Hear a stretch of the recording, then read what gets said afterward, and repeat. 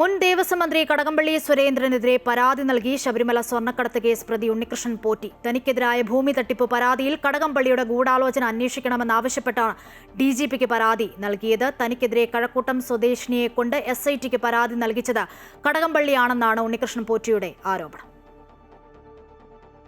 ശബരിമല സ്വർണ്ണക്കടത്ത് കേസിലെ ഒന്നാം പ്രതി ഉണ്ണികൃഷ്ണൻ പോറ്റിയാണ് മുൻ ദേവസ്വം മന്ത്രി കടകംപള്ളി സുരേന്ദ്രനെതിരെ DGPക്ക് പരാതി നൽകിയത്. ഭൂമി തട്ടിപ്പ് കേസിൽ തനിക്കെതിരെ കഴക്കൂട്ടം സ്വദേശിനിയെ കൊണ്ട് പരാതി നൽകിച്ചത് കടകംപള്ളി സുരേന്ദ്രനാണ്.